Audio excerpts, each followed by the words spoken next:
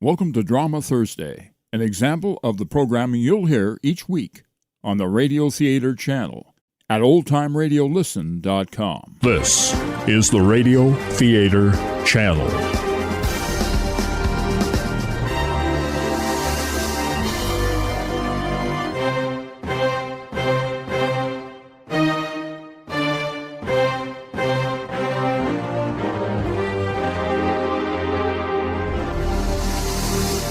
Lux Radio Theater, Happy Land, 1944. Lux presents Hollywood. The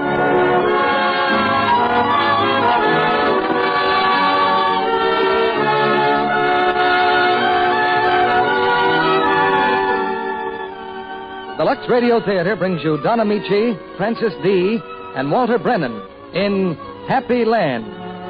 Ladies and gentlemen, your producer, Mr. Cecil B. DeMille.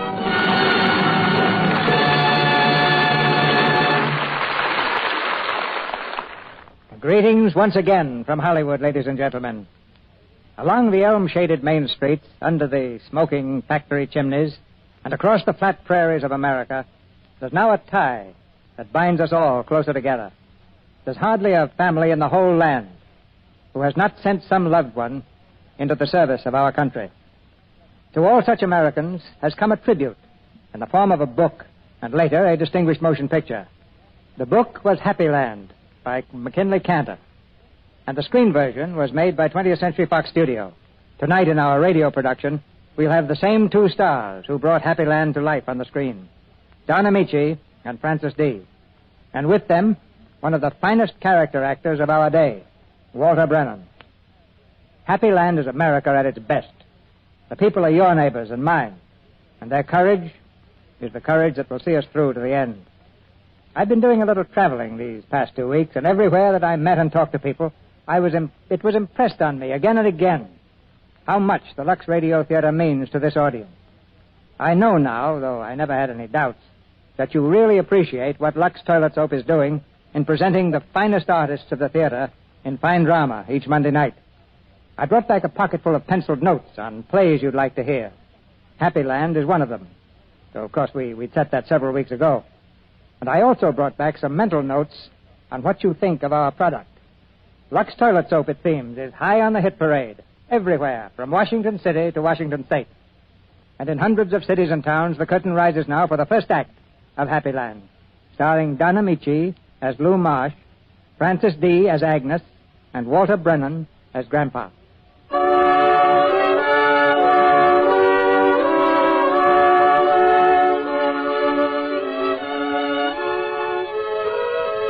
All this happens in a town called Hartfield, Iowa. Don't feel uncomfortable if you've never heard of it. Few people have.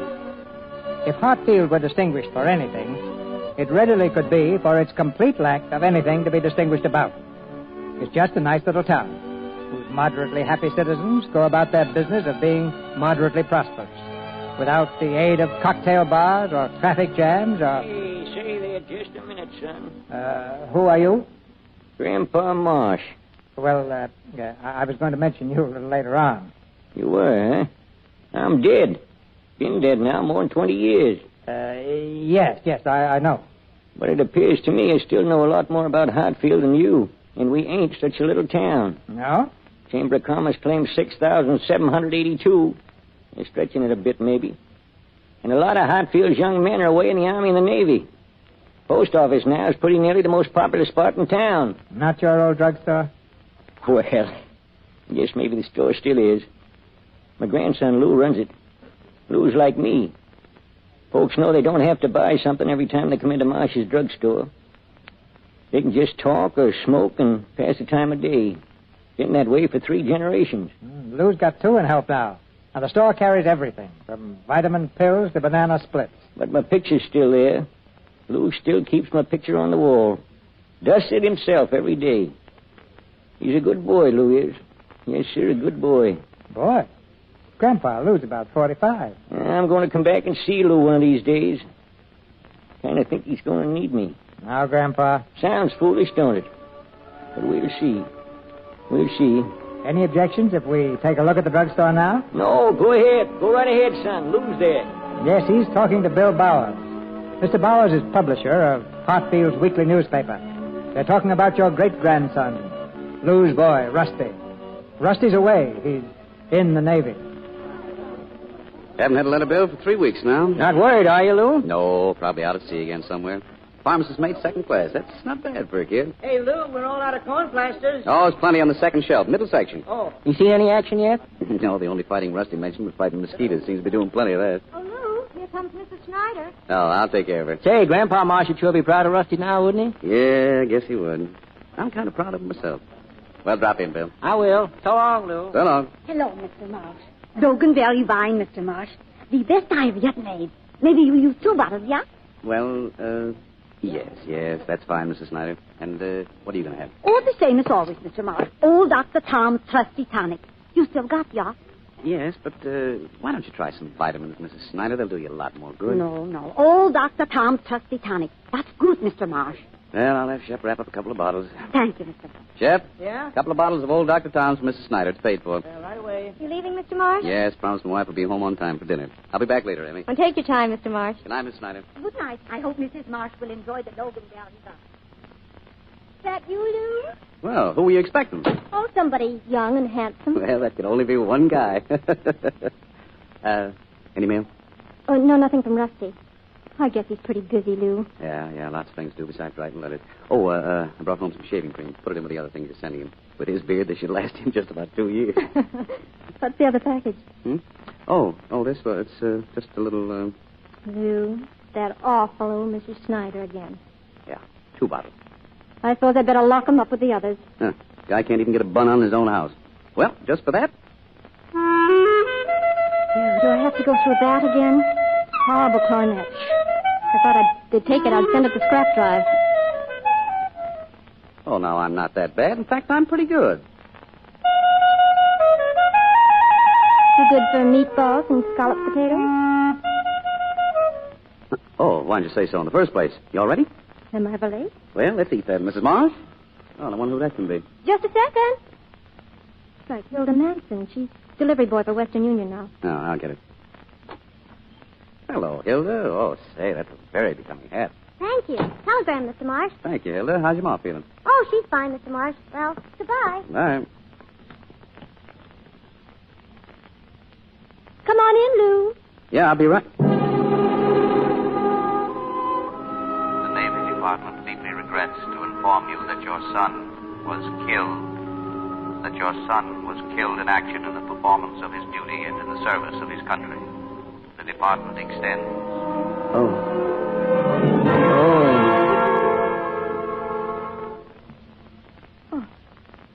Good morning, Mr. Wood. Hello, Agnes. How good of you to come. I wondered if you and Lou were coming to church this morning. I'd like to, but... How are you feeling, my dear? Oh, I'm all right. But Lou... Do you think he might let me talk to him? Oh, if he only would. I know it would help. He's here? He hasn't left the house for more than a week. Spends most of his time in the backyard garden. He's there now. I have a few minutes before church. I'll try again. Maybe I'll have better luck this time. Hello, Lou. Well, nice and comfortable out here. Mr. Wood? Mind if I sit down, Lou? What? Lou, you've got to get hold of yourself. You'll be late for services, Mr. Wood. Lou, I've been your minister and your friend for a good many years. I can't sit by and watch this happening to you. You don't have to watch. Lou, if there's one thing I've learned, it's that suffering and pain are part of life. We've got to accept them. I don't know what you're talking about. But I do know this. No amount of beautiful words can ever bring Rusty back. He's never coming back. Rusty died for his country. That's a privilege not reserved for many of us. Rusty's country. What was Rusty's country? What did he know about it? 21 years old, kid. What did he know about life? He never had a chance to live. Never went anyplace. Just a boy living at home, going to school, working for his father. He never owned his own home. Never had a boy of his own to worry about or to make a scooter for. Just isn't right. I don't know if I can answer that, Lou, but I'd like to try. Would you let me? If you don't mind, Mr. Wood, I'd just like to be here alone. All right, Lou. I'd like to come back, though. Yes, come back some other time. Try to get hold of yourself. Please try. Lou. Lou. What? Yep, it's me. Grandpa. Why, it can't be you. You died just after Rusty was born. You people don't come back. You folks down here have a lot of peculiar ideas. Lou, you've been grieving so long and so hard I just couldn't stand it. So I asked permission to do something about it. Oh, you're not here at all. This is all in my mind. What's left of it now. You couldn't be here. Lou, I'd like for us to take a little walk. I'm going to the house. Well, if you're thinking of getting rid of me, Lou, that just won't work. Oh, there's Agnes. Yep, still mighty good looking. Always liked Agnes. Grandpa, please, why don't you go? You'll frighten her. Lou, look. Aren't these lovely? Oh? From Aunt Sally Ross. She raised them from the box we gave her. Don't worry, Lou. Agnes can't hear me or you either when you talk to me. Are you coming with me, Lou? I told you I don't want to. There's no hurry. I've got all the time in the world. Lou, can I get you something? No, thanks. Why don't you lie down, dear, and get a little rest? Agnes, I'd like to take a walk. Well, I'll get my hat. No, I mean by myself. That is... Now you're talking. Well, if you'd rather, Lou. Will you be stopping at the store? I don't know. I just feel like walking. Well, be careful, dear. Don't be gone too long. No, I won't. Say, ain't that Ed and Sissy Dyer across the street there? Yes. Morning, Lou. Morning. Nice day for a walk, Lou. Ed's a nice fella. Say, did old lady Dyer ever pay you for that bottle of perfume she busted? Ed paid for it after she died. Oh, what's that new building there? Over there on Sycamore. That's the new engine house. WPA job. Awful plain looking from here. Lou, you know, I feel just like walking all over town. How about it? Doesn't matter. Come on. We'll walk. What's the matter, Lou? Tired? No, I hear something. Sounds like music. A parade, but there's no parade in town today. Of course there's no parade, but there was one about 25 years ago. Remember? Right here on Main Street. Look, Lou, look.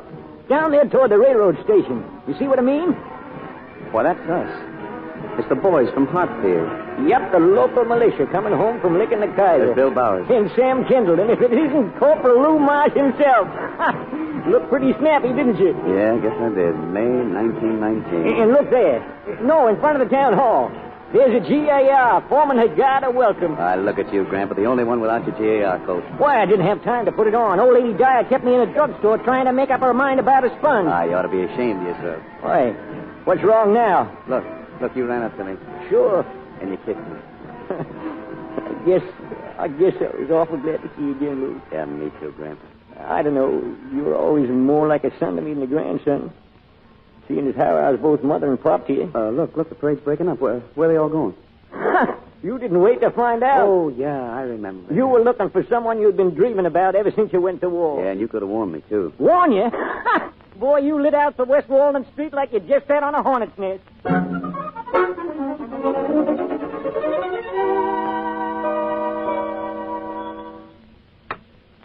Yeah? Where's Velma? Who wants to know, soldier? I want to know. Tell her Lou Marsh is back.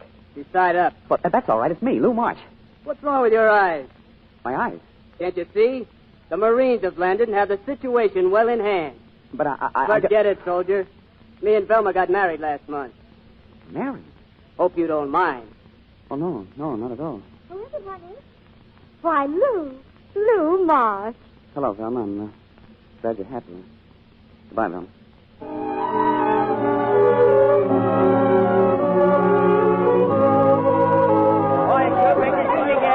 Wonderful seeing you all again. And thanks a lot. See you tomorrow, Lou. Yeah, tomorrow night, Charlie. You watch it, Helen. Well, thanks again. Bye. Goodbye. Well, Grandpa, I see you still got my apron on the same old hook. Sure, Lou, but you can't work on your first day home. Yeah, you seem pretty busy. Let 'em wait. Hey, I got a surprise for you. Yeah, so did Velma. Yeah, but this isn't her husband. Look. Oh, gee, Grandpa, a clarinet. Just cast your eyes on that silver nameplate. Lou Marsh. Oh, gee, this is a pit. Thanks, Grandpa. Mr. Marge, if you please. I'll take care of her, Grandpa. No, I want to insult her. You get over there to the ice cream counter. A girl's been waiting there. Yes, miss? May I have a peanut dope sundae, please? Peanut dope. You mean a peanut sundae? No, peanut dope sundae. Well, I'm afraid I... Hey, Gramp, what's this dope sundae? Oh, just something Agnes and I concocted. This is my grandson, Lou. Well, how do you do? How do you do? Mr. Marsh has mentioned you to me once or twice. This is Agnes Dickens, Lou. Moved here about a year ago. Agnes and I are pretty thick. Tell him how we put a masterpiece together, Agnes. Mr. Marsh. Keep your shirt on, Matty. I'm coming. Well, it starts out just like an ordinary sundae, vanilla ice cream. Mm-hmm. And then you put some of that peanut butter sauce on the top. This stuff? Mm-hmm. And then some marshmallow. Yeah. And then you sprinkle some of those chopped peanuts over the top of it. All right. And then a little dab of whipped cream. And then you eat it? Oh, yes, it's wonderful. Dare you to try one. I managed to live through the Argonne Forest, but a peanut dope Hey, it does look good, doesn't it? Yeah, I think I'll have one, too. Yep. That's how you met Agnes, Lou. That Sunday was full of peanuts and dynamite. You and Agnes got married about a year later. Yes, and then the year after that... I left you in the hospital, walking the floor. Agnes was having a pretty hard time. So was I. And I was only an expectant great-grandfather. I remember I went home about 2 o'clock. It was raining awful hard. And at 3 o'clock, the phone woke me up. Hello, Lou? That you, Lou? Oh, Mrs. Mitchell. Huh? Well, sure. Oh, I'm sorry to hear she's so sick. I'll hustle right down to the store and put it up for you. Yes, ma'am. Right away.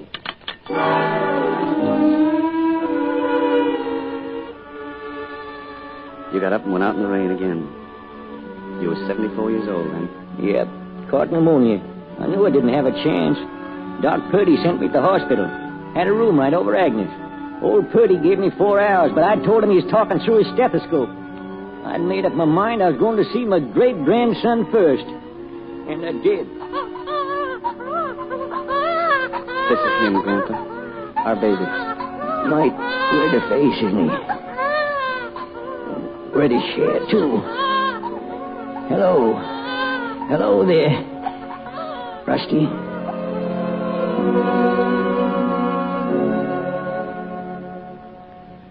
That was the last word you said, Rusty.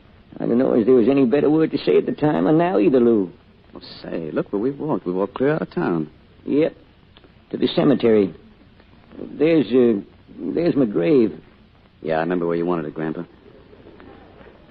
It's fine, Lou. The headstone's a wonderful piece of granite. Must have set you back considerable. You've come here often, Lou. And for that, I thank you. Agnes, too. And Rusty. Rusty. He was such a little boy when you brought him here first. Yeah, he wanted to come. He wanted to carry the flowers. Rusty, bring Mom another bunch of flowers from the basket, hmm? These ones, Mama? Yes, those are fine.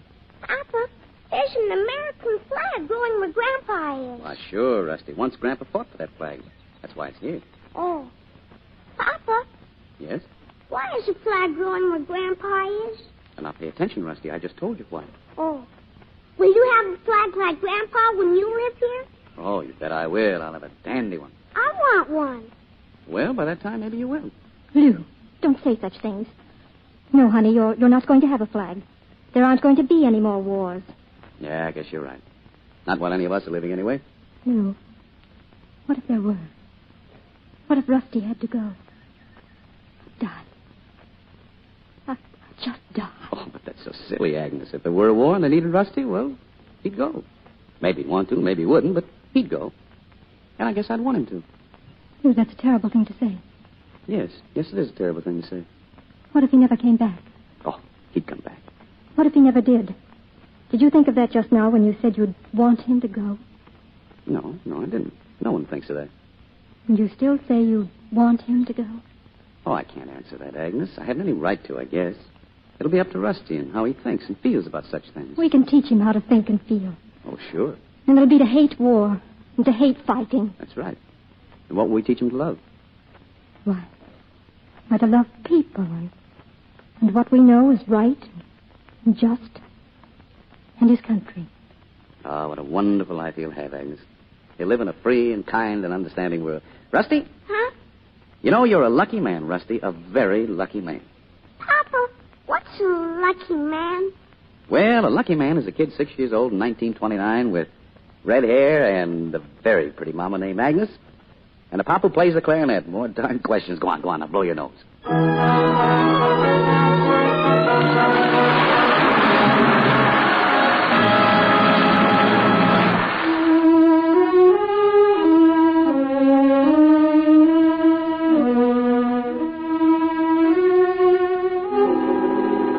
The Navy Department deeply regrets to inform you. Telegram, Mr. Marsh. Killed in action. Your son killed in action. Telegram, Mr. Marsh. 21 years old, a kid. Never had a chance to live. You've been grieving so long, Lou. I just couldn't stand it. Grandpa. No, you're not here at all. It's all on my mind. A little walk, Lou. I'd like for us to take a little walk.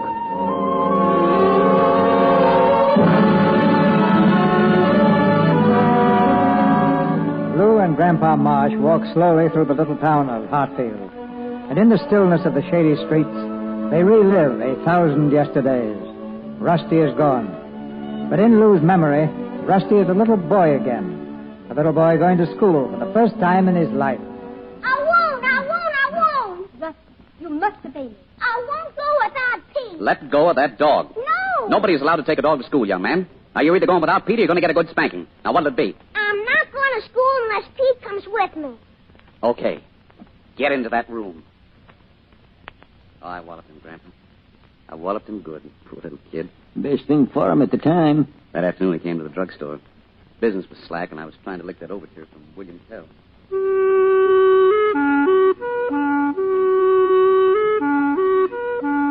Papa. Now, you wait just a minute.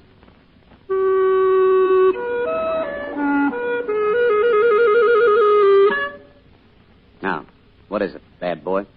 Papa, I wanted to tell you that I'm not mad at you anymore. Well, I'm glad to know that, Rusty. Come on up here. How was school? Oh, school was nice, Papa.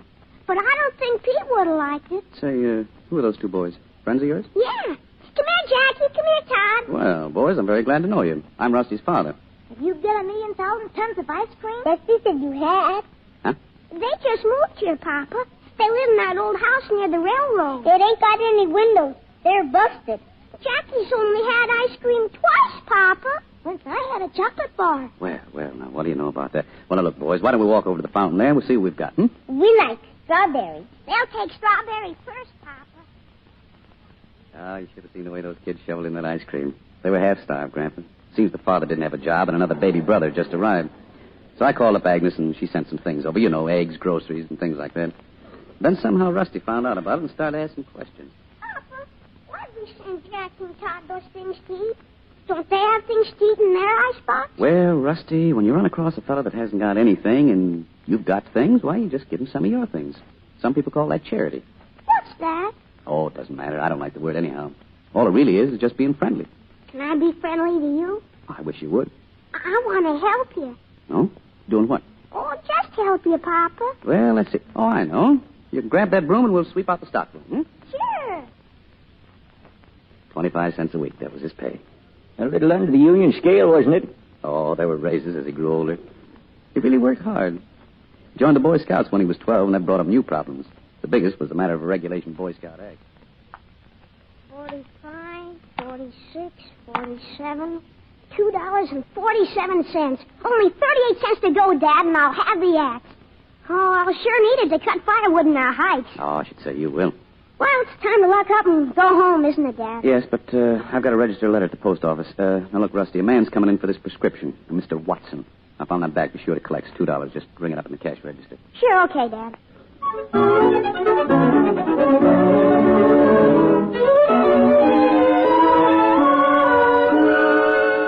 He said he'd have it ready, son. The name's Watson. Yes, sir. It'll be $2, Mr. Watson. Sonny, I got 35 cents. That's all I got. But the manager said I was to get cash. Maybe you better let me have that back. My wife's needing that medicine pretty bad. I was thinking maybe the manager wouldn't mind if you trusted me for the other $1.65. Well, I don't know. I'll get some work maybe tomorrow, and I'll bring it in, honest. Oh. Well, I guess it'll be all right with the manager. Here. God bless you, son. Gosh. Oh, darn it anyway. Rusty never said a word about using his axe money to pay for Watson's prescription. 2 days later, Watson came in. I found out. Rusty wasn't there at the time. I'm glad he wasn't. I bawled like a kid. And then rushed out and bought him his axe. Oh, sure. Oh, he grew up so fast, Grandpa, so fast. Became something of a football player, didn't he? Well, he seemed to be better in track. He came in second to state meet. Tired. All the time, though, he kept working at the store. He got going to church, too, pretty regularly. Never showed signs of becoming a missionary, but he liked the young people's meeting Sunday night. For more reasons than one. Where are you going, Rusty? Oh, nowhere. I was thinking we'd better get together on the rebuttal for our debate. Yeah. Why don't you come home with me and then Excuse me a minute, Lenore. I'll be right back. Oh. Say, Gretchen, I was just wondering. Did someone call me? Yeah, say, it's sure nice out, huh? Very nice. It doesn't look like rain either. No, it doesn't. We always have quite a lot of nice weather here. That's nice. Did you like the meeting? Pardon me. My name's Rusty Marsh. Yes, I know. You do? Look, would you... Can I... I mean, may I walk home with you, Gretchen? Well, that'd be awfully nice, Rusty. Oh, gee. Thanks. Rusty? Oh, well, good night, Lenore. I'll probably see you in school tomorrow. Probably. It hit him like a 10-ton truck. Yes, Rusty had it bad. I always thought he'd fall for Lenore, but Gretchen Berry turned out to be quite a girl. A few nights later, Agnes and I were playing cards, and Rusty came home about 11:30. His face smeared with the reddest lipstick you ever saw. Aren't you coming in, Rusty? Just hanging up my coat. Did you see his face? Stick. Yeah, I think we'd better find out about this. Shh, don't tease him now. Hello, Mom, Pop. Nice time, Rusty? Oh, swell. It was, huh? Wonderful. Oh, aren't you going to kiss me goodnight? Oh, sure. That's better. Wake you at the usual time? Yeah, please. Oh, Agnes, now look what you did. What? Lipstick all over the boy's face. Oh, Rusty, I'm so sorry. Dad brought home some new lipstick samples. That's okay. I'll wash it off. Good night. Good night, Rusty. Now, aren't you the smart one? If he comes home again like that, he won't get off so easy. Gretchen Berry. She seems sort of sophisticated for Rusty. I suppose we don't dare say anything. No, not if we want to stay on speaking terms with him. He sure looked goofy, didn't he? Did you ever get a look at yourself when you were courting me? I courting you? I didn't have a chance. I was hooked.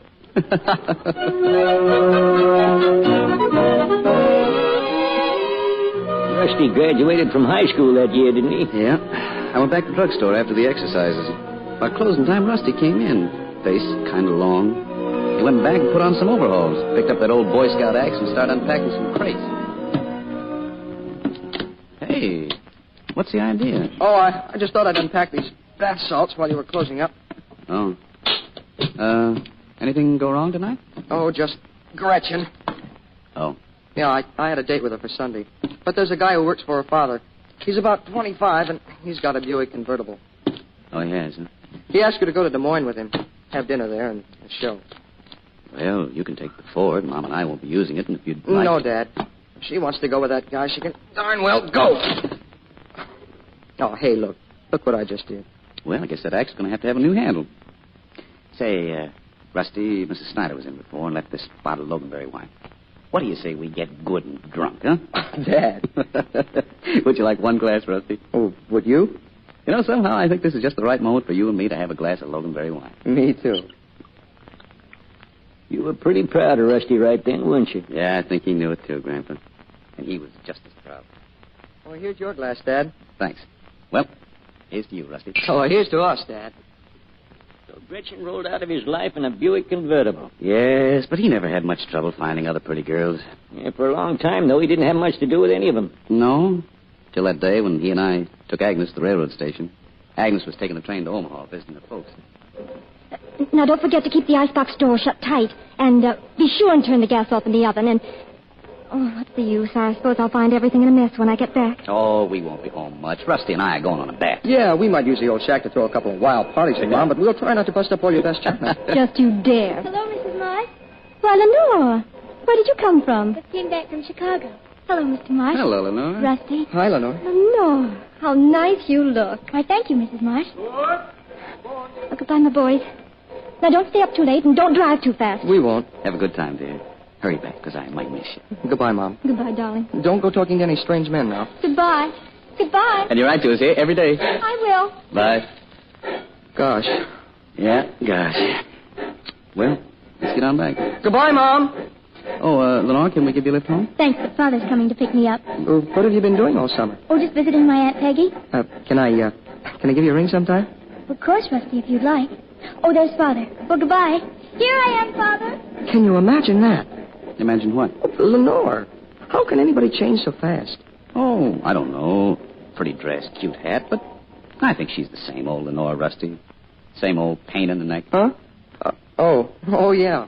Yeah, sure. And that was Lenore's entrance into his life. Oh, Rusty had known her for years, but that was really her entrance. He saw her pretty nearly every day after that. Sometimes they'd go out alone or with the rest of their gang, and quite often the whole lot of them would come to the house. They'd play badminton, and then we'd bring out the radio, and they'd dance on the court, and Agnes would always have quite a spread ready for them out there in the backyard. Come on. Food's ready. Food. Sandwiches over here, boys. Chicken, ham, cheese. Chicken sandwich, Tom? Did you say chicken, Mrs. Marsh? Here you are. You know, Mrs. Marsh, you're my dream girl. Why, certainly. And anytime those Marsh guys don't treat you right, I'll come right over. Hey, where are you going? To make the coffee. You sit down right here. I'll make it. And ruin my new percolator. I should say not. We interrupt this program of dance music to bring you a late news bulletin. A communique just received states that the German Air Force now has complete control of the air over Poland. Their ground troops are advancing steadily in spite of stubborn resistance from the Poles. Our dance program will resume in just a moment. Turn it off. Oh, it's just awful. Why can't they pick on somebody their own size? Well, don't worry, Lenore. Just wait till France and England start cracking down. Well, who wants to fight anyway? They'll have Poland washed up in a couple of weeks. What's going to keep them from doing the same thing to Paris and London? The Canadian Flying Corps is asking for volunteers. I wrote yesterday for all the dough. You did? Well, why not? How about you, Rusty? Oh, well, oh, gosh. I hadn't thought about it like that. Gee. Todd Gramlich joined up. Went to Canada. The kid who had a chocolate bar once and lived in a house without any windows. Killed in the Battle of Britain. Well, how'd you know? Aren't you forgetting something, Lou? I get around. I thought Rusty would want to join up with Todd, but he didn't, did he? I don't think I'd make such a good pilot, Dad. Well, then, what about college? Well, I've been thinking, Pop. Maybe I won't want to go to college either. Look, I've been of some help to you in the store, haven't I? Oh, maybe a little. Say, I'd have had to hire 2 extra clerks to do all you've done. Well, then look, Pop. Why don't I go down to Des Moines to the School of Pharmacy and qualify for my license? If the war stops, then I'll be all set to do some real good for the store and for myself, too. And if the war isn't over? If we get in it, then what? Well, I guess I'd be a lot more useful as a technician, even in pharmacy, than I'd be as just another recruit without any trade. Well, what do you say, Dad? Well, I say we'd better go and talk to Mom. Then we'd better sit down and write a letter to that School of Pharmacy.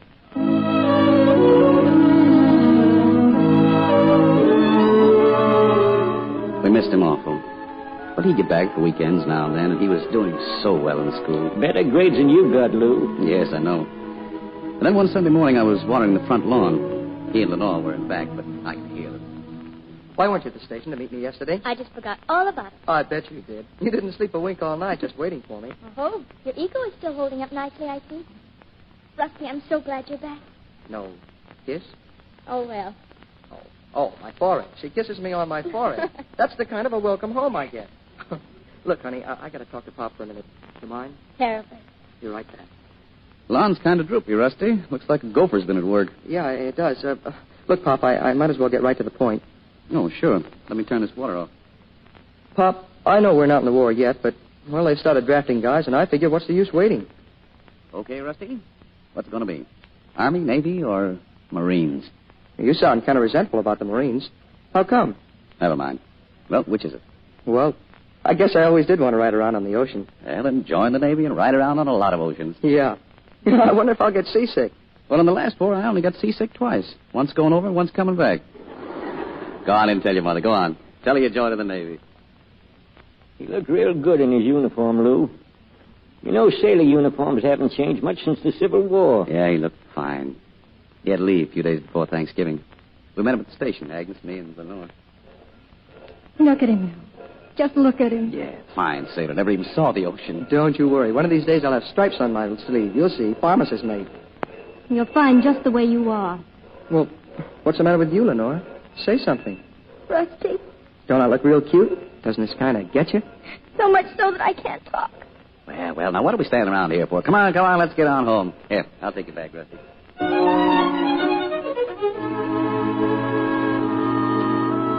He was so happy, Lou. Rusty couldn't have been any happier if he'd lived to be 100. He was home nearly 2 days. I took him back to the station late the next night. We shook hands and said goodbye. That was the last time I saw my boy.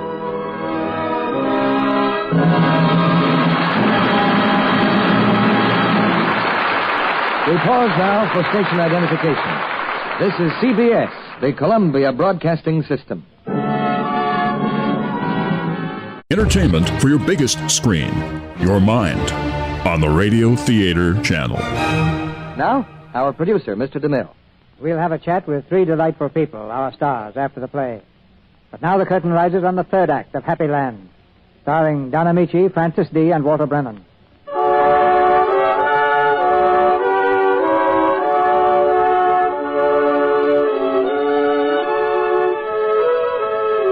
It's dusk now. The sun's in the west, far beyond the Missouri River, a great red ball of fire. And the father and the great-grandfather of a boy named Rusty Marsh have circled the little town. But only Lou's footsteps are heard as they walk slowly back in the fading light.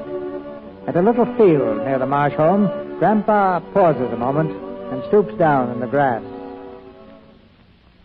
What's the matter, Grandpa? Did you lose something? I used to stop here whenever I passed. A little weakness of mine, I guess. I wonder if they still grow here. Yep, I got one. A great big one. Here, Lou. For you. What is... Oh, four-leaf clover. Thanks, I'll keep it in my wallet. Lou, I've been thinking. Well, I used to be able to think. Seems years ago. As long as kids can play Indian and go to school, join the Boy Scouts and do a good deed every day and eat ice cream, or take a box full of pennies and nickels honestly saved for an axe and use them to buy medicine for a stranger, as long as they can run the high hurdles and kiss girls... As long as they can do all those things, then what? It'll be worthwhile. What'll be worthwhile? The whole thing. A guy named Rusty and a lot of other guys like that with a lot of different names. Don't you think so, Lou? Oh, Rusty did lead a rich life. You're right about that. You know, I'm glad you came, Grandpa, and I'm glad we walked. And I know all the other things you're hoping I'm going to say. But I can't. He was my boy. And now he's dead. I miss him. I can't help it. I'll always miss him. I'll always wish he was back. As long as I live. Sure you will, Lou. Well, looks like we're back home. Right back where we started from. Grandpa's kind of awkward with Agnes not being able to see you, but if you want to stay and sit down and supper with us... You forget my peculiar situation, Lou. Anyway, I've got to be getting back. Well, there's Agnes. Lou. Why, Lou Marsh, where on earth have you been? Oh, just taking a little walk around town. You must be all tired out. You've been gone nearly 3 hours. Is that all? No, I'm not tired. I think it did me some good. I'm sure it did. You look better. Did you stop in at the store? No, I didn't. You wanted me to, though, didn't you? Yes, Lou. It'd do you good to get back to work. Well, maybe I'll go down tomorrow. Better if you go down tonight, Lou, after supper. Or I might go down tonight. That's it, Lou. Thank you, son. I've got to go now. Goodbye, Lou. Goodbye, Grandpa. What? What is it, dear? Did you say something? No. What are you looking at? Nothing. That hedge. I was just noticing the hedge. It looks a little ragged. Say, I found something for you on my walk. Here, in my wallet. Oh, what is it? A four-leaf... Oh. What's gone? That's a shame. Yes, it must have fallen out. But I thought sure that... Oh, I guess it doesn't matter. Supper ready? Mm-hmm. Just what you like, dear. Meatballs and scalloped potatoes. Well, if I'm going to get to the store tonight, I guess we'd better go right in.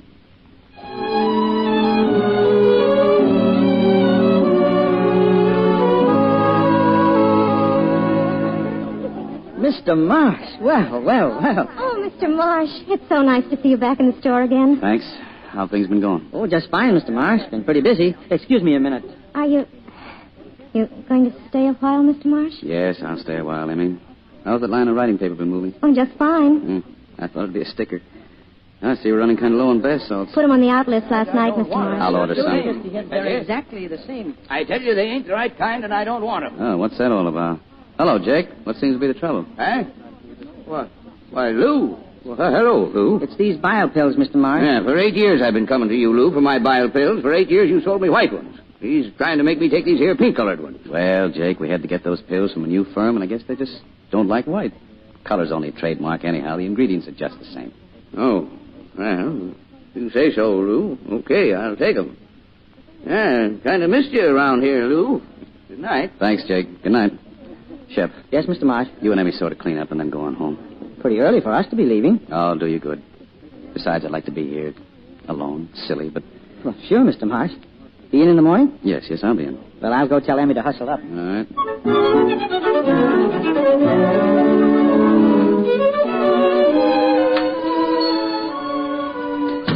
Evening. Oh. Sailor, huh? Yeah. Any scares in Hartfield or something? Oh, no. I just... You're Mr. Marsh? Yes. I'm Anton Capret. Tony. Oh. Oh, I thought maybe Rusty had mentioned me in some of his letters. So you're Tony, hmm? Yes, sir. Well, what do you know? Sure, Rusty mentioned you in almost every letter. Mentioned Chicago. That's your home, isn't it? Yes, sir. Such a home as I got. Been on my own since I was 16. Well. If you'll excuse me, I'll lock the door. The store's closed. I thought I had locked it. Oh, if you're leaving, well, I can come back tomorrow. No. I just don't want anyone to interrupt us. Nasty people like customers. Ah, this is some drugstore. Looks kind of familiar, too. Oh, maybe Rusty told you. I used to jerk sodas once in Chicago. Oh, you got a swell fountain there, Mr. Marsh. Oh, say, let me help you finish what you're doing. Oh, it's nothing. I'm just getting some more stock up on the shelves. What's this? Old Dr. Tom's Trusty Tonic. Any good? No. Look, this can wait. How about a cigar? Oh, I wouldn't mind. You like this kind? Oh, say. I don't very often smoke cigars. Cigarettes usually. You know how it is. Well, this is swell, though. Look, you bound for Chicago? When do you have to leave? Oh, no special time. You see, Mr. Marshall was like this. Rusty and I used to talk about what might happen.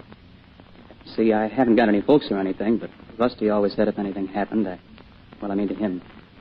He said I ought to come when I got a chance and call on you and his mother. You came in on the 10:13 from the west? Yes, sir. When do you have to go back? Oh, I still got the better of 2 weeks. Oh, well, I guess you better call Rusty's mother and tell her we'll be right over. How's that? Oh, well, that's fine, Mr. Marsh. That's fine.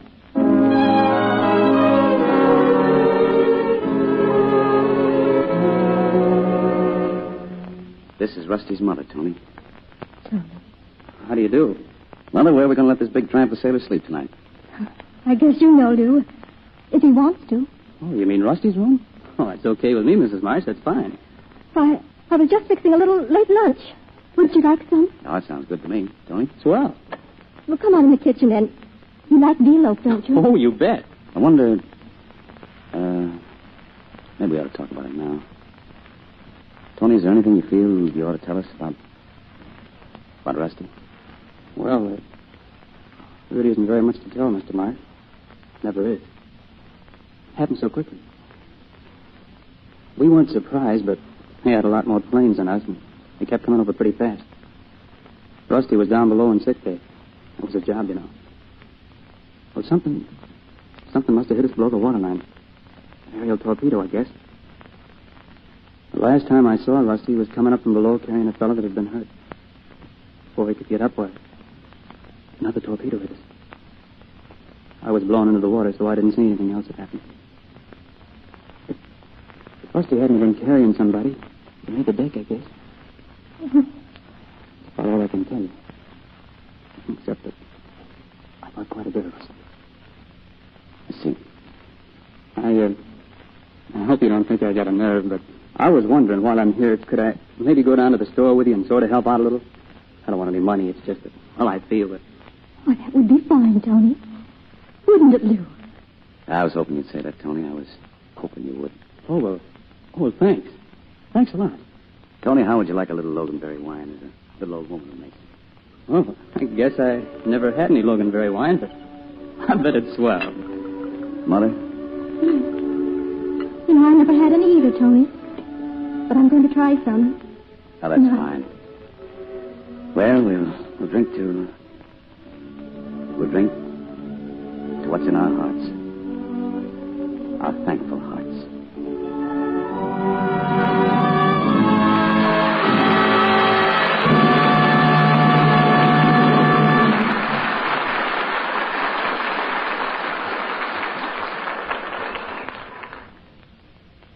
That this may always be a happy land is the earnest hope of every American. And to Don Amici, Francis D., and Walter Brennan, go our congratulations on some fine acting. Thank you, C.B. It's great to be back, especially with two swell people like Francis D. and Walter Brennan. It's mighty nice of you to say that, son. Hey, look, you're not playing my grandfather any longer, Walter. Well, Walter always loses himself in any part he plays. That's why he's so good. Best performance I ever gave was my first part in pictures. Another grandfather? No, Francis. Years ago, a director rented a donkey to bray in a picture, and the only trouble was he wouldn't bray at the right time. And that's where you came in? Correct. I stood in for the jackass and brayed. Never had a part that suited me quite so well since.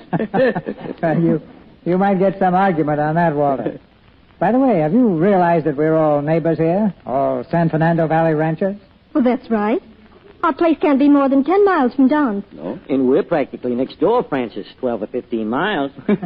Well, I wish you'd all saddle up and come over to my ranch someday. It wouldn't be more than 25 miles for any of you. Just think, the road would be hot and dusty, and after a long ride to my ranch, I'd give you some real unrationed hospitality. I'd even give you all a cake of Lux soap to wash up with. Well, that's my favorite complexion care, Mr. DeMille. I've used Lux soap for years. No, I knew anyone of your beauty and intelligence would be a Lux girl, Francis. What's on the fire for next week, C.V.? A gay and delightful musical, Don.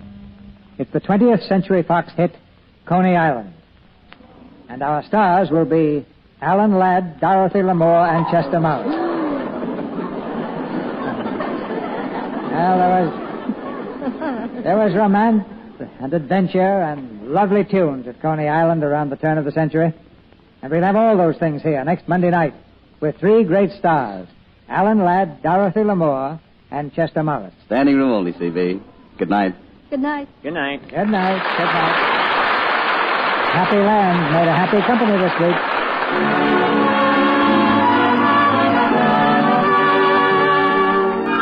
This is the Radio Theater Channel.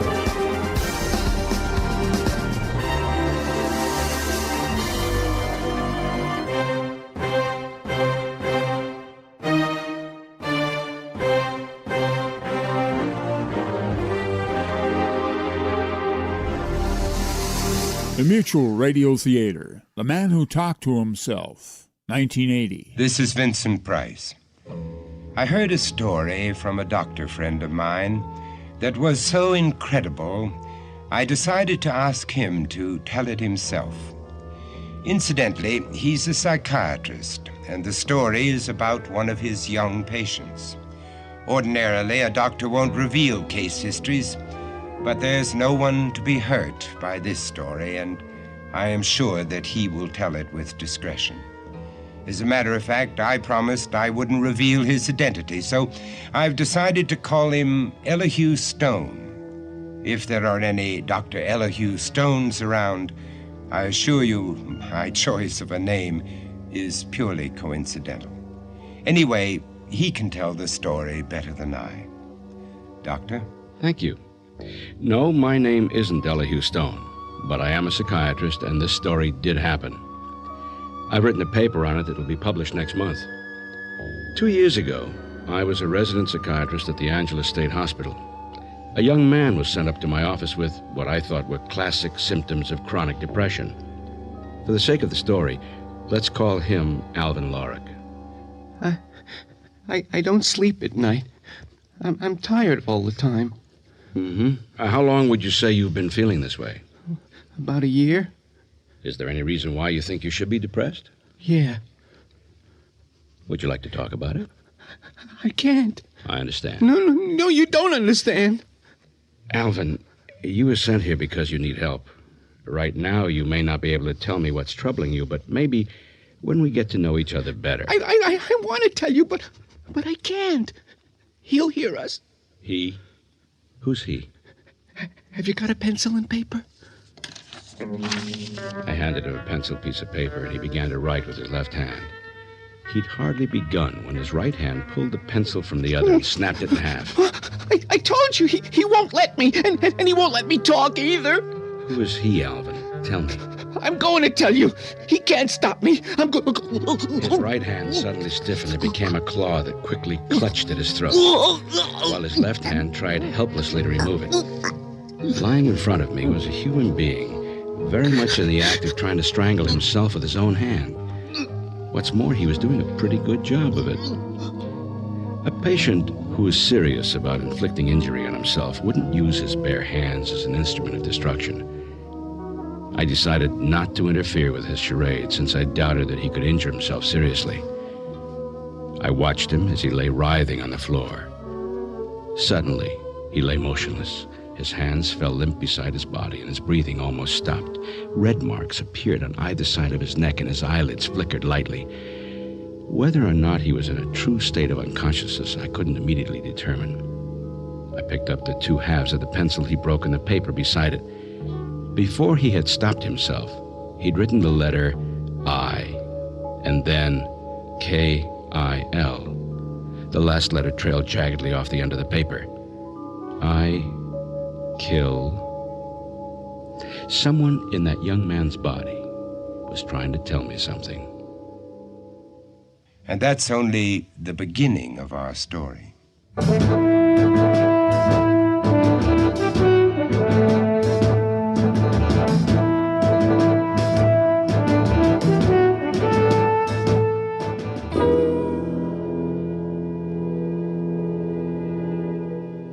A young man lies unconscious in front of Dr. Elihu Stone. By his own hand, with his own strength, a patient has attempted self-strangulation. Dr. Stone continues. Well, that isn't what I thought at the time. Actually, I supposed that the man was putting on a show for my benefit. Either that was the case, or there were two distinct people living in this young man. Schizophrenia, a double personality. But that kind of theatrical performance isn't unusual with people who are deeply disturbed, and I didn't think that he could inflict too much damage on himself with his bare hands. At any rate, stories should begin at the beginning. Alvin Lorac came to me for therapy after that first traumatic incident, and of course, his problems began long before the day he kept his appointment at my office. By his own account, he was a quiet, gentle person who seemed to have a closer than usual relationship with his father. Alvin, if we're going to fly those models, let's get out there before the day's over. Okay, Dad. I'm getting the fuel. And bring an extra plug. Plane won't fly if we can't fire up the motor. Right. Oh, where's Mom? She's still upstairs. You like eggplant? I can take it or leave it. That's what we're having for lunch. I made eggplant sandwiches. Oh, yeah. You'd be surprised how good they'll taste when you're hungry. Eggplant sandwiches? Well, it was the only thing left in the fridge from dinner last night. I didn't want to bother your mom with our lunch. Now, listen, let's get out of here, or the whole day will be gone. Okay, I'm ready. Let's go. Say goodbye to your mother. Goodbye, Mom. We're leaving. Bye. What time are you planning to be back? Should be back about 4, Alice. Bye. Nothing's going to slip around back there, is it? No, I tied it down pretty good. Can't put a lead weight on a model airplane. Let's get moving. I hope it's not windy out there today. I'm not worried about wind. I just don't want anybody to be playing ball on the field. Well, we can always go to the far end. We won't bother anybody out there. Oh, hey, I forgot. Did you get new batteries for the remote control? Oh, relax. I took care of everything. I hope you're a better pilot today. Last time you nearly cracked us up in a tree. I'll be better. I can't be stupid forever. Well, it's tough. When the plane's coming right at you, all your control movements are in reverse. I like it better when it's going away from you. Then I feel like I'm in the pilot seat. Now? Dad? Are you all right? I don't know, Alvin. Well, pull the car over, quick. What's wrong, Dad? Get me home, Alvin. Quick.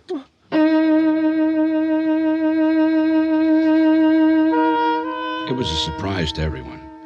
Charles Lorick, Alvin's father, had suffered a heart attack. He had no previous symptoms of any coronary trouble, but according to Alvin, was the kind of person who didn't believe in going to doctors, even for a periodic checkup. Alvin got his father home. They hadn't driven very far, and he called the paramedics, who made arrangements immediately to have him transferred to a hospital, from which he was discharged some 3 weeks later. It was a frightening experience, but at least now Charles Lorick knew about his problem and was determined to take care of himself. Want another cup? No, I don't know what's in this stuff, but it sure ain't coffee. Well, if you don't like it, drink milk. I would, except it has to be skim milk. Just be thankful you're alive. Have you had enough? Yeah, thanks. Well, I've made a decision you folks might be interested in. Oh, what's that? I'm taking in a partner. A partner?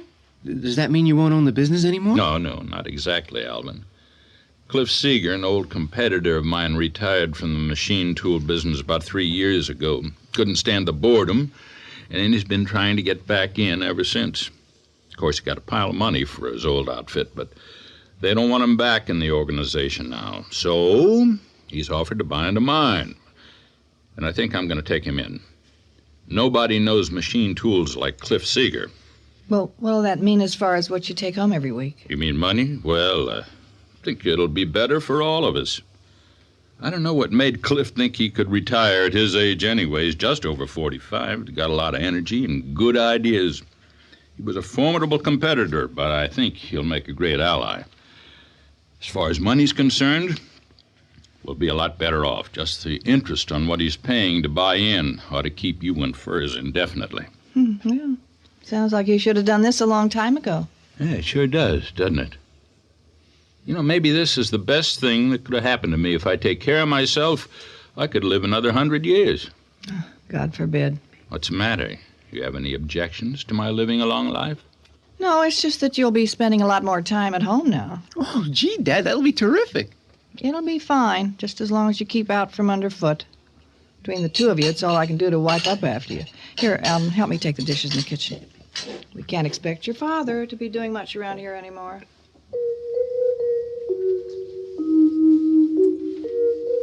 And so, little by little, Alvin painted a picture of his mother as a woman in her early 40s, probably attractive, and not overly given to showing affection to either him or his father. It was at the beginning of the 6th session together when Alvin suddenly seemed to fall into a state of deep catatonia. His body became rigid, his gaze fixed. I waited for a moment, and then he came alive as suddenly as he froze, and his story continued. He wasn't supposed to be working this hard anymore. He was supposed to be having more free time. Well, what do you want me to do about it? He's your father. You know more about what's going on with him than I do. He likes flying model airplanes as much as I, and he hasn't found time to go out to the field in 3 weeks. He's busier now than before he got sick. Well, he's putting a partnership together. Wants me to meet this Cliff Seeger, bringing him home tonight. What he thinks my opinion's worth, I don't know. Put on a clean shirt. We may not think much of Mr. Seeger, but there's no reason for him to think you come from a dirty family. Look presentable when you come back. Coming. Hi, honey. This is Cliff Seeger. Hello. Come on in, Cliff. Make yourself to home.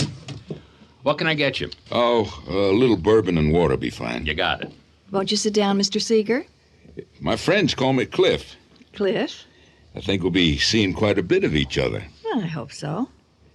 Charles didn't tell me he had a beautiful wife. Oh, well, thank you.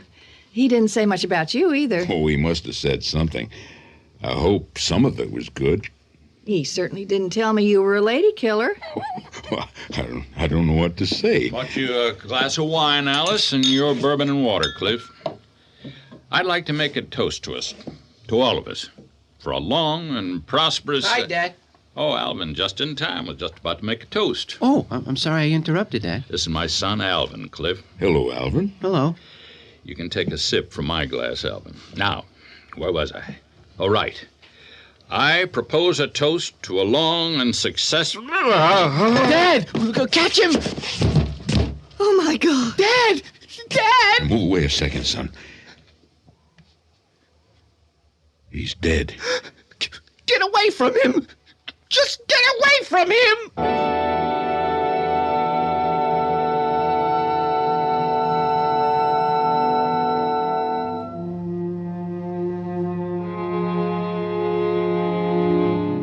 The death of someone close brings a response that's unlike any other. Aside from our own agony and longing, there's a tendency to remember the last days of the deceased and feel sorrow for his torment. But why do we pity the dear departed who feel no pain or anguish or deprivation? It's the living who are deprived and who often bear the guilt of not having done or said all the acts and phrases too late considered. Dr. Stone? After the funeral, Alvin confined himself to his room and locked the door. What happened then seemed as natural to him as it was incredible to me. As the story continued on his 12th session of therapy, Alvin suddenly became two people, two separate sides of his own personality. There's nothing you can do about it. He was my only friend. His business was his friend. You were part-time. I miss him. Sure you miss him. You'll get over it. No, I won't. Why don't you grow up? Leave me alone. You can't be left alone. You're just a kid. Oh, Dad, what am I going to do? Alvin, are you all right? I'm all right. Tell her to get lost. She doesn't care if Dad's dead. Are you sure? Why did you lock the door? I just want to be alone, that's all. I do wish you'd unlock the door, dear. Oh, please go away, Mother. I don't want to talk. Will you unlock the door? Why don't you come in the living room? It's no good to be alone when you're feeling the way you do. I don't want to be with anyone right now. We all feel the same way you do, Alvin. Come on in the living room and be with the family. How can you say you feel the way I do? You're a fine one to say that. Ever since I can remember, you wanted to be away from us. When was the last time we ever did anything together? You have no right to talk to me that way, Alvin. Not now. I don't want to talk to you anyway. Just go out and leave me alone. You're going to hurt yourself. You're going to hurt yourself in a way that you won't be able to fix. I don't want to hear about it. I'm trying to tell you I'm sorry. I'm sorry for you, your pain. I want to be closer to you. You used to call me a chip off the old block. Is it that you don't feel that way anymore, Mother? Or maybe that the old block is dead and buried? The chip's become a splinter that sticks and hurts and wants getting rid of. Oh, Alvin, now just stop doing this to yourself. Please try to understand, if not me, then yourself. There were so many little cuts and stings you've long since forgotten. You can't remember them, Alvin, because time's erased them. In time, the tears for this grief won't come as easily, and finally they won't come at all. You'll forget the bad things. Believe me, you'll forget. I'll never forget. You better know that.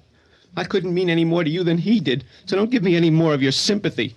You go back in the living room and tell all my dear relatives that I died too, and that they can take back their cakes and fruit and well wishes and get the hell out of this house. I don't want their mourning, and I don't want their happy medicine. He was my father, and he was my friend, and I am not forgetting. Not ever.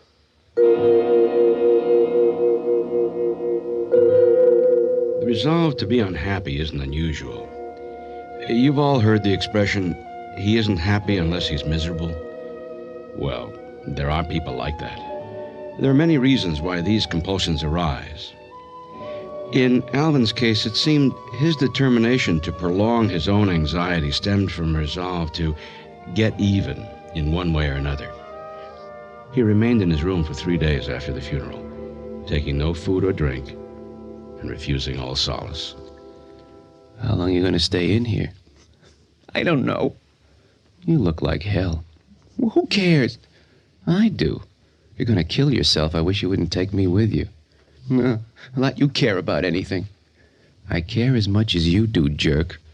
Just forget the whole thing, right? Be happy and drown your suffering in a glass of milk. Well, what do you think I ought to do?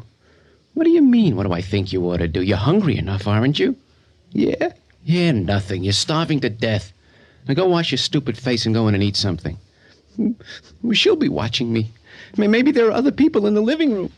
Big deal. What are you supposed to do, make a good impression? What do you care about what anybody thinks?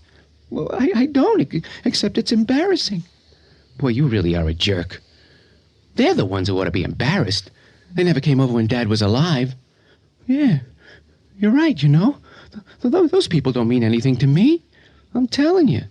They just came over to see some misery. People eat that stuff up. If you're smart, you won't give them the satisfaction. Let them think you got over the whole thing. And if you're going to get even with someone, you don't show them you're weak. Yeah, you're right. Let's go. Thank you for coming over, Mrs. Kenny. I wouldn't know what to do without people like you. Oh, well, that's what neighbors are for, Alice. If you need anything, I'm only 2 houses down. Thank you for the wine. Well, I never like to come empty-handed. You stupid old pig. Hey, not so loud. She doesn't have to know you're listening in the hallway. I'm sure you'll be all right, Mrs. Kenny. Well, you just tell him I asked about him, Alice. Oh, it's nice seeing you again, Mr. Seeger. Nice seeing you too, Mrs. Kenny. What's he doing here? I'm glad you'll be looking after things. Alice is lucky to have you. Well, thank you very much. We'll do our best. What the hell does he mean by that? Where'd he come from? Oh, I suppose she means well. Irrepressible. Well, she's big anyway. Anyone else coming over? Not that I know of. Can I fix you a drink? I'd like a little Mrs. Kenny's wine. What's he doing here? Here we go. She's right, you know. Who? And about what? Mrs. Kenny. I'm very lucky to have you. Yeah, I'm glad to be here. It's been wonderful. You're coming over like this. I think I would have no matter what happened. Thank you anyway.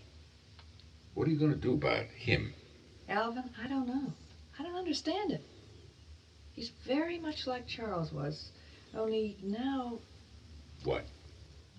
He frightens me. Oh, bingo. I think you made an impression. How do you mean he frightens you? Well, I don't know. I just get the feeling he holds me responsible for Charles' death. Oh, that's ridiculous. It's a hard time for you both. But I'm sure that's all in your imagination. I don't think so, Cliff. I'm very worried about him. Cliff? Now it's Cliff. Oh, boy, ain't that cozy. Well, don't worry about it. We'll work something out for the boy. I just wish he'd come out of that room. It gives me the creeps. I'm glad he's in there. Oh, please don't, Cliff. I can't help it. I wanted you the minute I saw you. I'll kill him. Keep cool, man. Don't act like a damn kid. I want you to, Cliff. But it's not right. Of course it's right. If it's what we both want. Well, I mean, Alvin's in the house. What if he came in here? He's been in his room for 3 days. Why would he come out now? I don't know.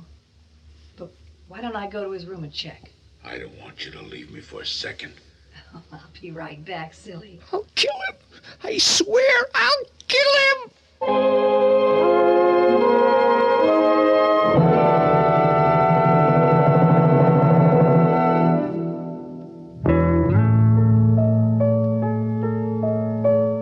At one time or another, we've all made amateur attempts at psychoanalysis. We've heard ourselves tell people it's all in your mind, or you gotta get your head on straight, and probably the most popular, he's got an inferiority complex. But our ideas about people's mental states are guesses for the most part. They're based on personal experience, and few of us have any idea what really makes people the way they are. Excuse me, Dr. Stone again. That's not entirely correct either. If a person sheds tears, one doesn't have to be an analyst to know that he's either got something in his eye or he's unhappy. But if neither of the above is true, then the reason for the tears becomes a little more difficult to explain. I didn't need a medical degree to understand Alvin Lorrick's disturbance when he overheard Cliff Seeger, a virtual stranger, attempt to make love to his mother 3 days after his father died. He felt an instant surge of anger that gave way to brooding and an obsessive plotting to get even. How he was going to accomplish this wasn't clear to either of his personalities, especially when his concentration was interrupted. What is it? Alvin, we want to talk to you. We? Cliff and I. Alvin, please open the door. What do you want? I want to be your friend. Mr. Seeger said he hoped you could be friends. Thanks. You mind if I sit on the bed? I suppose you know I'm taking over your father's business, Alvin. He and I signed papers before he... Before he died, you can say it. before he passed away. My father didn't pass away, Seeger. His heart stopped and he died. Mr. Seeger is only trying to be kind, Alvin. Oh, yeah? Well, if he wants to be kind, he knows what he can do. Look, now, I don't want to fight with you, Alvin. I came in here to try to help. I understand why you resent me, and I don't think there's anything I can do to prevent that, but arguing over something that can't be changed isn't productive, and I don't enjoy wasting time. All right, well, what do you want? I want you to look at your situation logically and constructively. There are certain things that no one can do anything about, and you've got to accept the fact that your father's gone and that you're going to have to continue without him. Oh, I'm going to go on without him, Mr. Seeger. I'm just trying to figure out how to do that. Oh, I'm glad to hear you talk that way. People have to survive, Alvin. They can't constantly involve themselves with the past. If your father saw how you were behaving this past week, he would have been very unhappy. What do you know what would have made my father happy? How would you know anything about him? I don't know why you're feeling so bitter about me. Is it my fault your father died? No, but you're sure not crying a lot about it, is she, Mr. Seeger? How your mother felt about your father is a very personal thing that even you can't know about, Alvin. The hell I don't. She never kept her feelings to herself in her whole life. My father knew she didn't give a damn about him. How would you know that? What do you know about your father and me? I know what I know. I think that when you're old, Alvin, you look back at this time with a lot more understanding than you have now. I don't have to look back, Mr. Seeger. I can see everything very clearly right now. All right, Alvin. I won't argue the point. The reason I wanted to talk to you was to see if you'd be interested in working at the plant. Now, maybe only on Saturdays right now, but when you get out of school, you might be thinking of a career in machine tools. Your father would have liked that. Boy, you two are something, you know? What do you think I am, a moron? Now, where do you come off telling me what my father would have liked? You knew him even less than my mother, Seeger. And I've got nothing to say to either of you. But I'll tell you this. I know what's going on between the two of you, and that's something my father wouldn't like. Now, what do you think of that? I think you got one hell of an imagination, kid. Oh, is that so? How dare you imply such a thing? Why are you doing this, Alvin? Because I'm crazy. Everybody says so, right? I'll dare anything. Like right now, would you get out of my room because I got a lot of thinking to do? I know you'll both understand. It's the kind of thinking you'd like, Mr. Seeger, because it's going to be productive. And, Mother, you should know that what I'm thinking is an idea that would make Daddy very happy.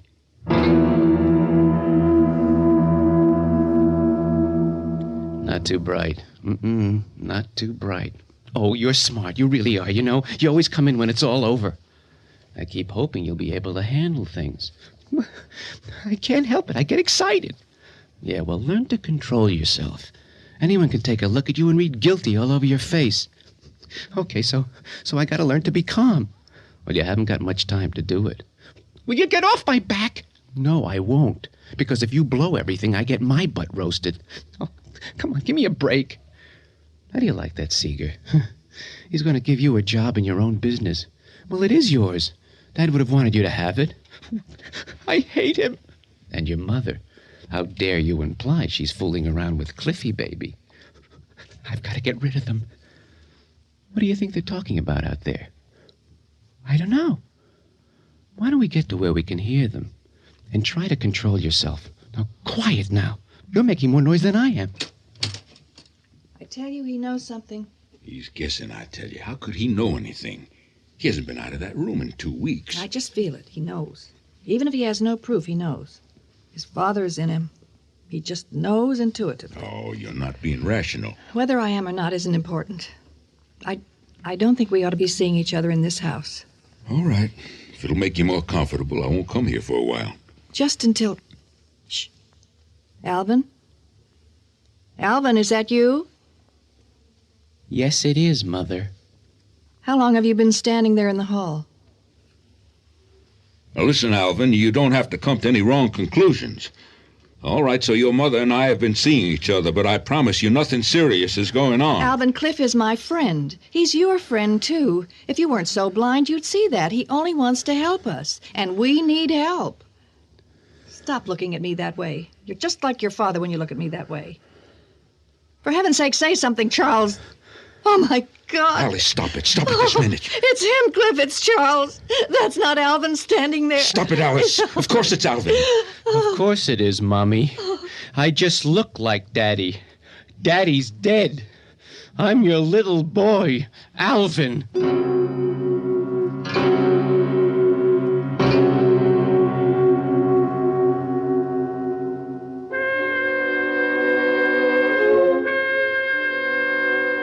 Vincent Price again. And here's the fourth act of The Man Who Talked to Himself. A heaviness surrounds the Lorek house, a changing atmosphere documented by uncut grass and overgrowing shrubs. 2 weeks have passed since the Charles Lorek funeral, but his son, Alvin, will not be consoled. This is Dr. Stone again. I think the death of his father and the knowledge of his mother's imminent infidelity literally shook the foundation of Alvin's mental stability. His only thoughts now were to find a way of revenge. His mother, Alice, feeling remorse and a genuine maternal attachment, continued trying to reason with him. How long are you going to sit there like that, Alvin? Why can't you believe I want to help you? Do you realize you've been looking out that window for 2 days? What's going to become of you? Please speak to me. Oh, Lord, I know I haven't been much of a mother, but you never knew what I was going through. You don't have to look at me that way. What was I supposed to do living alone in the house with the two of you? Yes, living alone. What did you think I was doing all the time you and your father were in the garage building those damn model planes? And what do you think I was doing all those weekends while the two of you were on the ball field flying them? I never made friends easily, you know that. Not friends of my own. Your father and I knew people together, of course we did, but everyone thought we were such a nice couple. Well, they didn't know. No one knew. He smoked those cigars. When the business started going well, he started smoking cigars. You know what he said to me once? You weren't even born yet. You know what he said to me? Alice, he said, you know what cigars smell like? They smell like money. But the house smelled like cigars, and he smelled like cigars, and my bed smelled like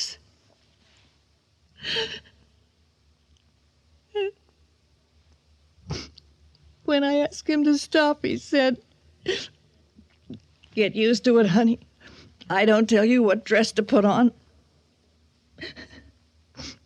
And then there were his out-of-town conventions for 10 days at a time without so much as a phone call to find out how I was.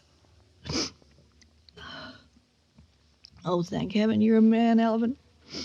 You'll never know what it means to have someone force his attentions on you. When you were born, he gave you everything he might have given me. I never knew the love and kindness you got from him. One night, he bent over to kiss you, and the ash from his cigar fell on your face. It was hardly a burn at all, because he brushed it off right away. But it was enough to make you cry. He never smoked after that. Threw out an entire box of hand-rolled Cuban cigars. Lord knows where he got them. But he paid enough for them. Just threw them out. Tossed them in the spinning garbage disposal one by one, with the water running as though he was performing a holy ritual against the spirit that injured his son. Oh, but he was cold with me, Alvin. I don't know why he hated me so, but after a time it didn't matter, because I grew to hate him too. I could never forget the loneliness and the stale stink of tobacco that saturated those first years. And then the countless nights. I cried long into the morning, wondering where I could run, hoping one of us would die and free the other. And it happened, Alvin. He died. I don't have to wish anymore. I'm free. And you can look at me with his eyes all you like, because I'm not sorry. And I'm not crying anymore. Now you keep away from me, Alvin. I'm not afraid of you. Don't you look at me that way. You're crazy, do you know that? Alvin, you stay away from me.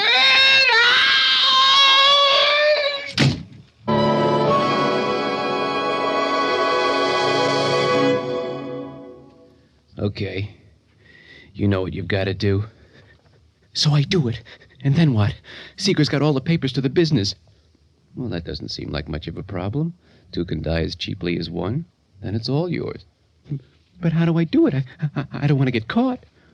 We'll figure something out, Alvin. We won't get you into trouble. After all, if you get caught, so do I. I wouldn't like that at all. You got to figure a way so I won't be near him when it happens. Naturally. In the car, they'd be together. Two birds with one stone, as far away as possible. But how can we be in control and not be there? Control! Control, of course!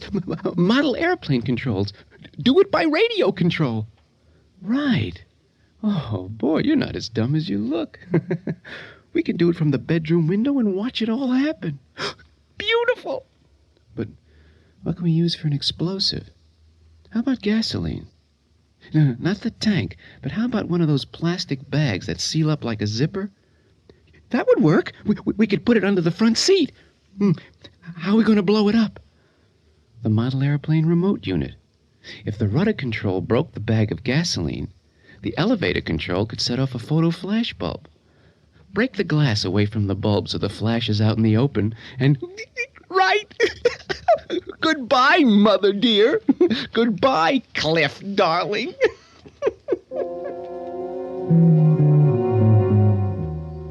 Alvin described the following night when Seeger came to take Alice to dinner. Alvin said he stood in the driveway hidden in the shrubbery. Seeger rang the doorbell. Hello, you're early. I know. Come on in. I'll fix drinks before we go. Alvin rushed from his hiding place into the street. He unscrewed the cover from the air valve that left rear tire with a small instrument and removed it. The wheel slowly sank onto the flattened tire. Alvin ran to the back door of the house, climbed upstairs to his room, and he waited. Through his open window was a commanding view of the street below. Before long, he heard his mother's voice. Goodbye, Alvin. We're leaving now. Don't forget to lock the front door. I won't, Mother. Night. Night. Through the curtains, he saw his mother and Seeger get into the car. Pulled forward 50 feet, and then stopped. Seeger got out, saw the flat tire, and backed the wobbling car to where it had been at the curb in front of the house. That's crazy. Stupid thing was all right 5 minutes ago. Oh, it doesn't matter, Cliff. Honestly, let's keep the dinner reservations. We'll take my car, and then when we get back, I'll call the club, and they'll have the tire fixed in no time. Okay, but I don't feel very macho having to use your car. Silly. You can drive if you like. Beneath him, the garage door opened. Lorik's car backed down to the street. His heart pounding, Alvin said he held the model airplane transmitter in his hands. As the automobile approached the stop sign at the corner, Alvin slowly pressed the lever marked rudder forward. The car stopped, then started. With a decisive jerk, Alvin diverted the lever marked elevator and held it rigidly. Alvin said he heard a dull boom and saw a red glow in the sky. Very good, Alvin. What do you think of that, Dad? Who are you talking to, stupid? He can't hear you. He's dead. You never can tell. He might be able to hear. You can believe that if you want to. Personally, I'm starving all of a sudden. You hungry? Ooh, you know I am. Why don't we raid the fridge like we used to with Dad? Alvin? That was a stupid thing you did, Alvin. You shouldn't have done that, Alvin. You're dead. You're both dead. Not quite, Alvin. You're burning out there on the street. Why are you doing this to me? Why aren't you out there? Why aren't you burning like you're supposed to be? Why aren't you burning?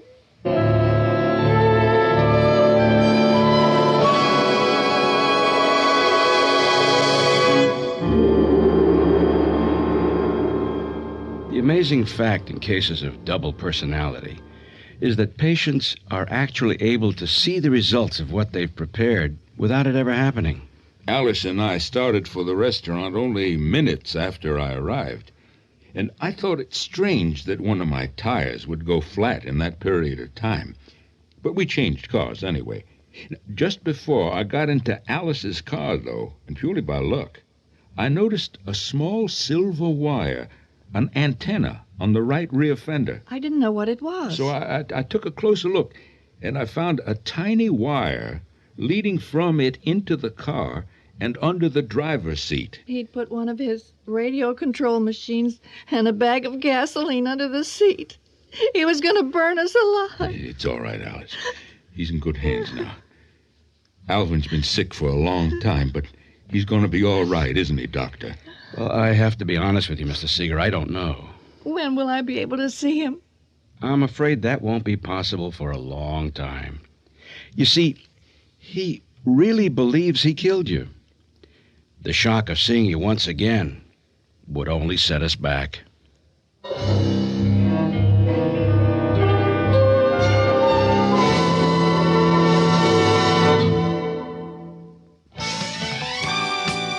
Hi, I'm Susan Anton. Fitness that feels good by day needs firmness that feels good by night. That's why you'll love the Serta Perfect Sleeper. Luxurious top comfort plus deep inner support. You get both with every perfect sleeper. So remember, be a perfect sleeper. Buy a perfect sleeper, perfect sleeper. Buy Serta. It's a healthy investment in yourself. Entertainment for your biggest screen, your mind, on the Radio Theater Channel.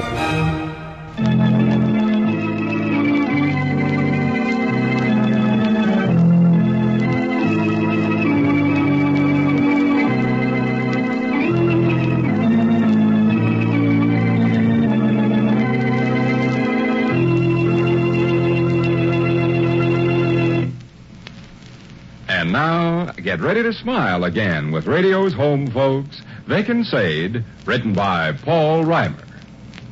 Vacansade. It's brought to you by Ivory Flakes. Incidentally, strain tests were made. They showed rayons washed in Ivory Flakes lasted twice as long as stockings washed with the wrong kind of soap. Ivory Flakes is so mild, ivory mild. And Ivory Pure. Try 'em for your blouses, your slips, your sweaters, and housecoats. With gentle Ivory Flakes care, you'll get up to twice the wear. And now, back to Vacansade.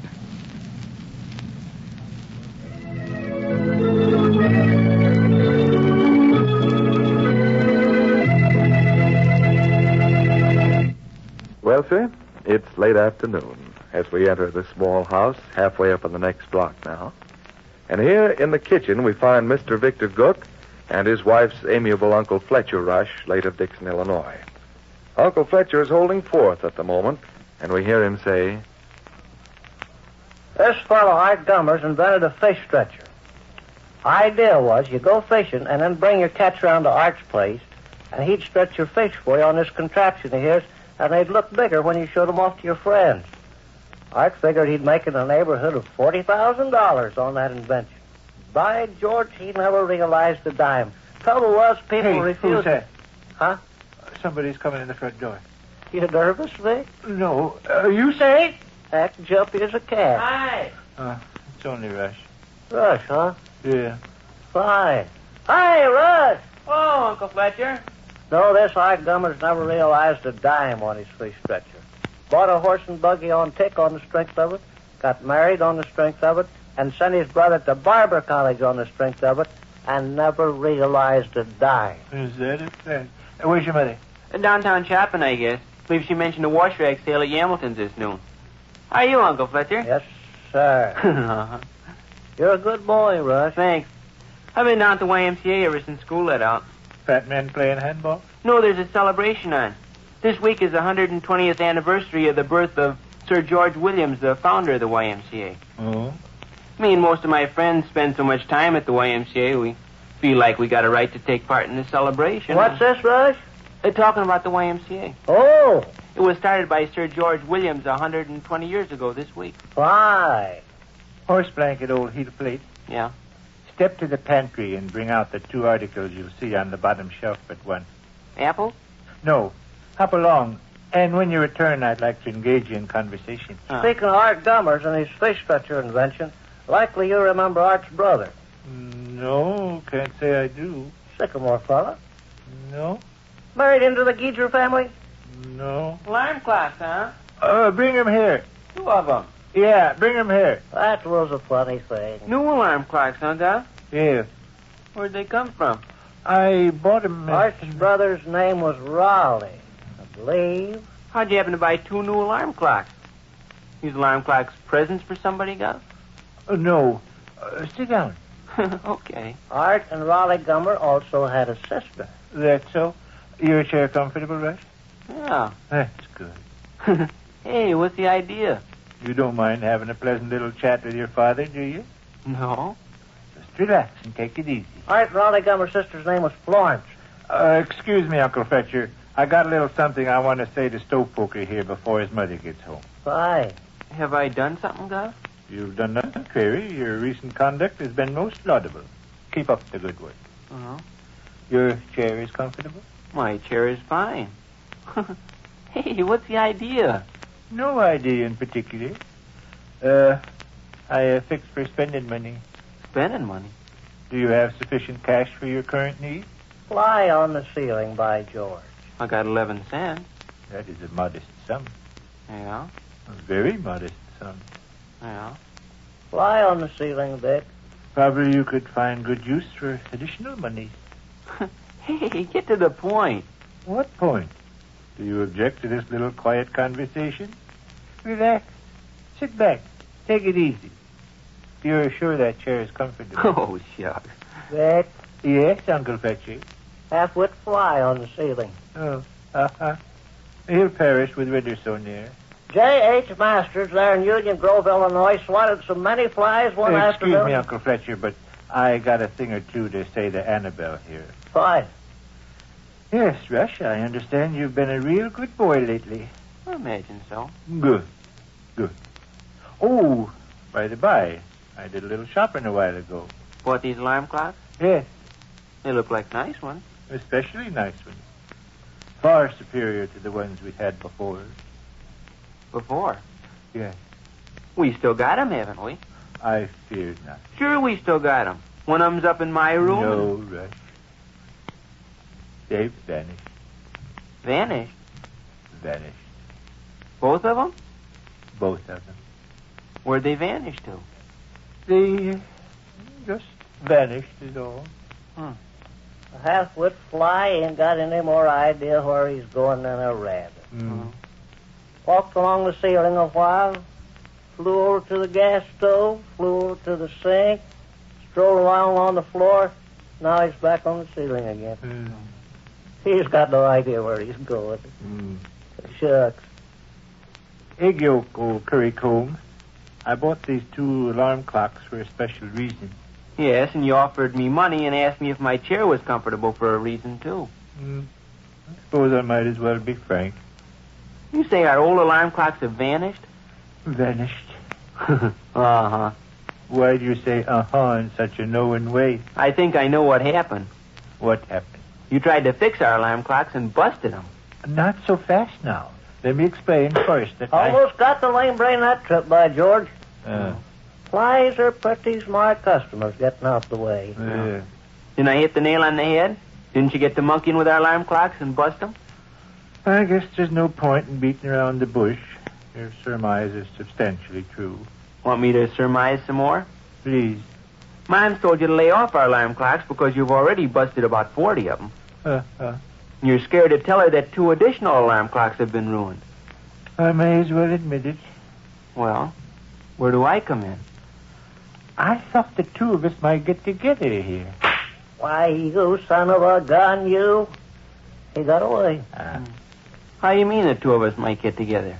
Well, as you point out, your mother's apt to be somewhat upset about the missing alarm clock. Upset? She'll pull her shoes up by the roots.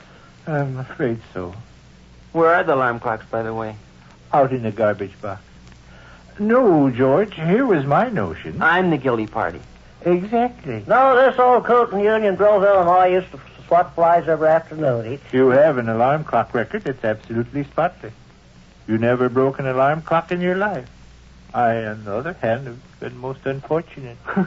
What do you try to fix alarm clocks for? You always bust them. That is beside the point. No, but just... How about it? Will you shoulder the blame? Well, I don't know. You wouldn't lose by your kindness? I'd get a bribe, huh? Bribe isn't the happiest of words. Let us put it like this. Let us simply state that... Got him. Look, got him. Uh-huh. I figured I'd get him. We couldn't get away with it, Gov. Why not? I never interfere with alarm clocks, and you can't leave alarm clocks alone. Here's 2 of them busted. Mine won't be taken in with any such flimsy business as that. We must handle it clever. Mom's a clever customer her own self. Who's that, Rush? Mom. I say she's a clever customer. Aye. We'll cook up a plausible story. Okay. Does a plausible story suggest itself to you? Little Charlie Husher was here this afternoon. He got to running around wild the way he does. He bumped into the... That's too easily checked up on. Yes, I guess it is. No, this might fill the bill. Oh? After school, you raced in the house like a tornado. You were in a hurry to get something out of your dresser. In your haste, you crashed against the dresser upon which were resting both of our alarm clocks.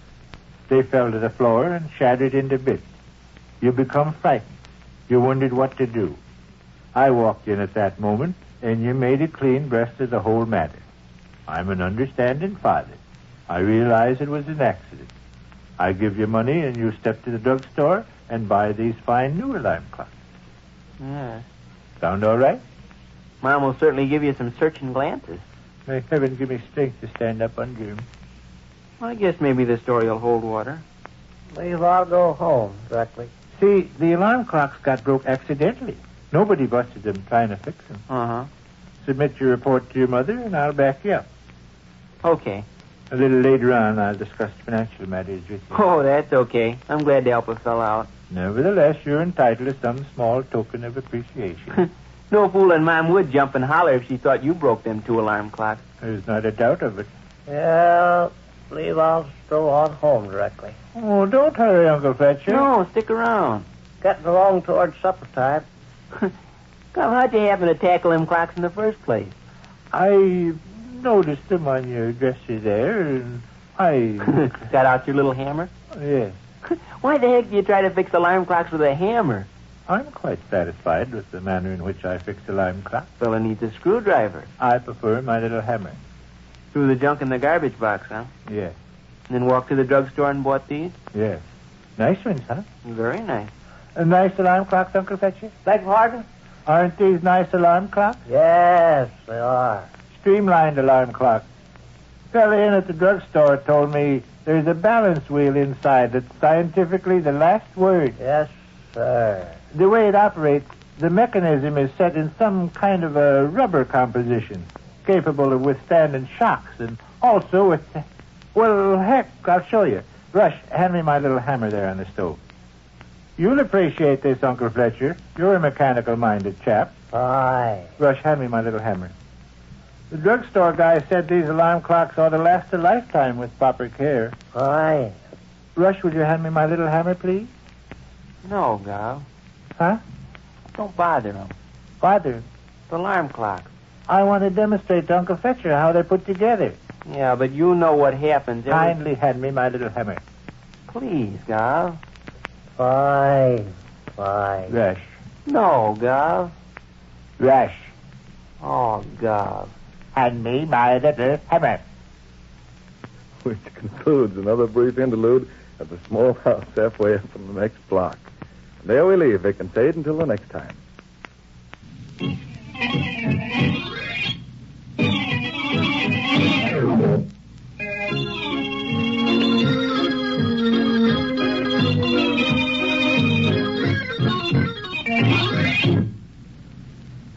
Which concludes another brief interlude at the small house halfway up in the next block. Ed, what mix-ups people can get into. And usually just because of misunderstandings. Yes, if we'd only think things through. For instance, women who worry about their rayon stockings not lasting very long. If they'd stop and think. Yes, if they'd stop and think of nightly Ivory Flakes Care. And try it. Then they'd find their stockings would last longer. Friends, stocking strain tests were made, and in those tests, rayons washed in ivory flakes lasted twice as long. That's a fact. Twice as long as stockings washed with the wrong kind of soap. And oh, what nightly Ivory Flakes care does for the fit of rayon stockings. Takes away that wrinkled, baggy look. Keeps them neat. Trim and sleek. You bet. You know, friends, Ivory Flakes are mild, and ivory pure. So even if your dealer is out of Ivory Flakes once in a while, keep asking for them. Never wash any of your nice things the wrong way. Always give your blouses, housecoats, slips, gentle Ivory Flakes care. You'll get up to twice the wear. Again Monday, join in the fun with Vic and Sade. Same time, same station. This is Ed Hurley and Margaret MacDonald saying good day for Ivory Flakes.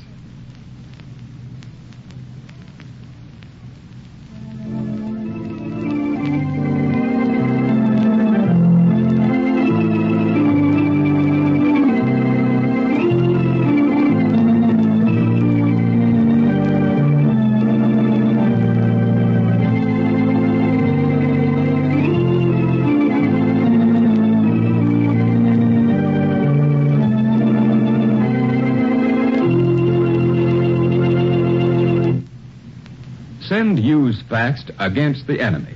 Now, more than ever, used fats are needed for ammunition, medicinal supplies. Save used fats. This is the National Broadcasting Company.